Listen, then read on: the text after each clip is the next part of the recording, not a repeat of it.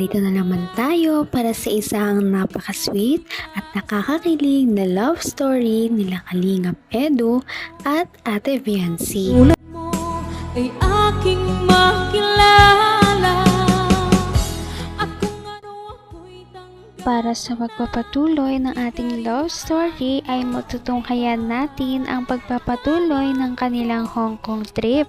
Sa kanilang pagpunta sa Hong Kong ay napakarami nga ang dumumog sa kanila na fans sa airport at yan ay makikita ninyo sa ating nakaraang video. Ngayon naman ay pumunta muna sila sa mapag-i-stayan nila habang nandoon sila sa Hong Kong. Napakarami nga din talaga nila. Panigurado na maraming mabubuong memories ang EDSI Love Team sa pagdaan ng mga araw na nandito sila sa Hong Kong. Kaya naman marami pa kayong mga susubaybayan sa ating channel na mangyayari at kilig moments sa kanilang dalawa.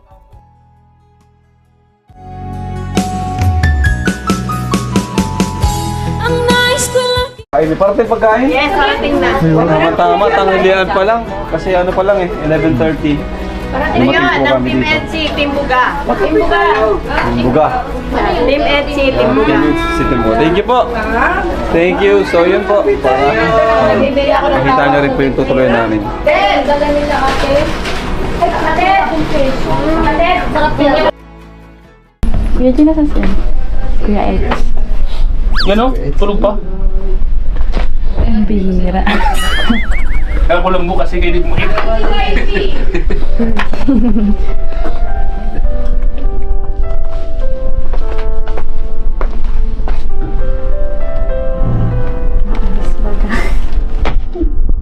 Maalis na lang. Iiwan ka na. Papaiwan na ako dito. Ang bihira. Kaya nga tayo nagpunta dito para mag-enjoy. Hindi para matulog. Grabe ang pagod kasi. Hindi ako nakatulog kagabi. Grabe, nakita ang likod ko kanina sa airport. Buong biyahe mo kasi nandala. Sakit sana. Ang bihira. Hindi ah. Tayo na. Saan tayo pupunta? Saan tayo pupunta? Kari. Ay, hindi mo alam eh. Ay, Huwag ka na. pagod pa ako eh. Paano yan? Kung ano ako'y tanggap mo na, hindi ka rin Nagpapahinga pa nga si Kalingap Edu dahil medyo napagod siya sa biyahe. Ngunit biglang dumating si Ate Viancy. Saan niya kaya yayayain si Kalingap Edu na pumunta dahil sabi niya ay parang gusto niya yatang gumala. Ito na nga ang mga nangyari pagkatapos bumangon Kalingap Edu. Hindi mo alam eh. Ay, Huwag ka na. pagod pa ako eh. Paano yan? So magkape. Hindi na. Hindi ako mahilig. Ay. Tara na. Sige na. Sige na. Tara na. Alis sa Eds. Sabay natin. Ano? Baka labigin ka dyan. Tapis-tapis ang dala mo. Tara mo, alis sa Eds o. So, ayan mga kalingap.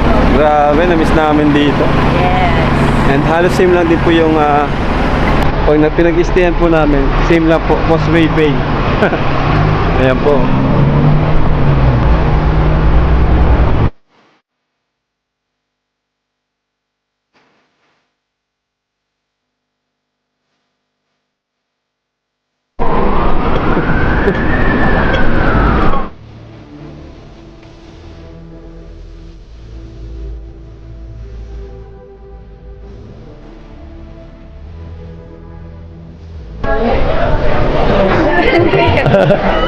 Set muna tayo.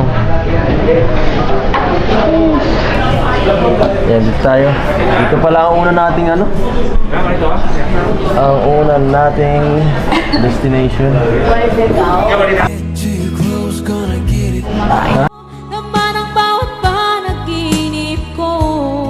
Ikaw lang ang napakalamig pala ngayon sa Hong Kong, kaya naman sana ay hindi magkasakit ang Kalingap team, lalong-lalo na si Ate Fiancé dahil konti lamang ang kanyang dinalang damit at paninipis pa. Kaya sana ay alagaan din siya ni Kalingap Edu para hindi sila magkasakit. Ito na ito jacket ko. Sa'yo na. Gentleman tayo ngayon. Gentleman tayo.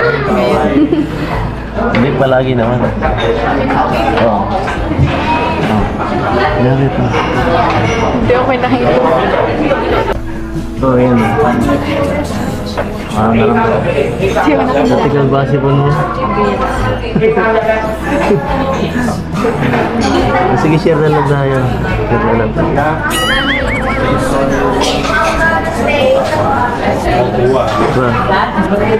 Diyan mo lang yan. Ang ganda pala talaga dito. Ito, wala pa nga tayong pinupuntahan eh. Ano pa lang to? Kumbaga sa ito pa lang yung labasan pa lang ito ng ating tinitirhan eh. Kumain pa lang tayo. Marami pang pupuntahan na mas maganda pa dyan no? Sigurado pag napuntahan mo Disneyland, sobrang ganda nun. Makikita ko lang sa mga sa YouTube, sa Facebook. Akala ko, Tapos ngayon pupunta. akala ko pambata nung una eh. Pero nung nakapunta ako, sobrang masarap, ibang klase. Pangkalahatan pala yun. Sigurado mag-i-enjoy tayo. Anong gusto mong gawin pag nandun ka? Anong mga rides ba? Hindi ko alam. Hindi mo alam. Hindi ka pa naman sa rides. Samahan kita. So, anong Hanggang wakas ay tayo ng dalawa. Palagi kang Hindi talaga maiwasan ni Ate Fiancé na hindi mamangha dahil sa ganda ng Hong Kong. First time niyang makapunta dito kaya reasonable talaga na sobrang nagagandahan siya dito. At talagang maganda rin naman talaga ang lugar na yun. At pinapangarap ito ng lahat na mapuntahan dahil din sa pinakasikat na Disneyland na nandoon din sa Hong Kong. Hindi ko alam. Hindi mo alam. Hindi ka pa naman sa rides. Samahan kita. So, anong gusto mo? Yung mga extreme ba ulit? Ano lang, chill lang. Chill ride lang. Subukan natin lahat. Subukan na lahat. Gusto mo yung roller coaster? Parang bumalo ka dyan. Masuka ka. Hindi ko akalain na mga kapunta ko dito. Kung hindi din dahil kila Edna. Ako rin eh. Hindi ako makasama. Siyempre ako din. Paras lang naman tayo. Kala ko din ako makakabalik dito. Pero Pero grabe. Maganda nung una eh. Nung unang pagpunta dito maganda na yun. Pero mas maganda ngayon kasi kasama ka. Ano? Hindi ka man lang ba kinilig dyan? Hindi. Pero seryoso, mas maganda talaga pag kasama ka. Para Tama na. enjoy tayo ng dalawa, diba? Magkahiwalay tayo dati. Malungkot ng konti. Siyempre, naisip ko rin yung naisip ko rin, hindi ako makapokus dito dati eh. Wala ka nun eh.